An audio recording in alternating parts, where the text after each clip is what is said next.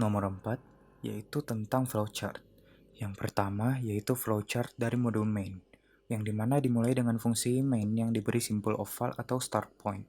Kemudian akan mendeklar 3 variabel, yaitu hours work, pay rate, dan gross pay. Diberi simbol kotak karena merupakan sebuah proses.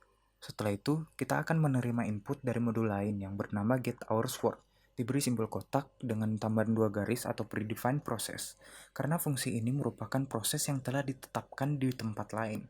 Selanjutnya, kita menerima input lagi dari modul getPayRate yang diberi simbol predefined process. Kemudian terdapat conditional statement, yaitu if hours work lebih besar dari minimum hours. Diberi simbol ketupat karena merupakan fungsi pilihan atau decision. Jika true, maka dia akan menuju ke modul calc pay without t yang diberi simbol predefined process. Jika false, dia akan menuju ke modul calc regular pay yang diberi simbol predefined process juga. Setelah menjalankan proses tersebut, akan ditampilkan kalimat the gross pay is $sign, kemudian ditambahkan dengan hasil dari gross pay tersebut. Karena itu perintah output, maka diberi simbol jajar genjang. Kemudian proses tersebut berakhir dan diberi simbol oval. Sekarang kita masuk ke flowchart dari masing-masing modul atau predefined process yang telah disebutkan tadi. Yang pertama yaitu ada getHoursWork. Proses pertama yang dijalankan yaitu menampilkan kalimat enter the number of hours work. Diberi simbol jajar genjang karena merupakan perintah output.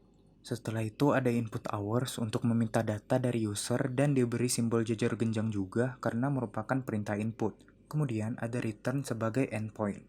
Yang kedua ada getPayRate, yang dimana prosesnya hampir sama seperti modul getHoursWork.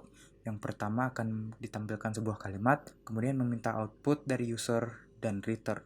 Ketiga ada calcPayWithout t, yang dimana proses pertamanya mendeklar 2 variabel, yaitu overtime hours dan overtime pay.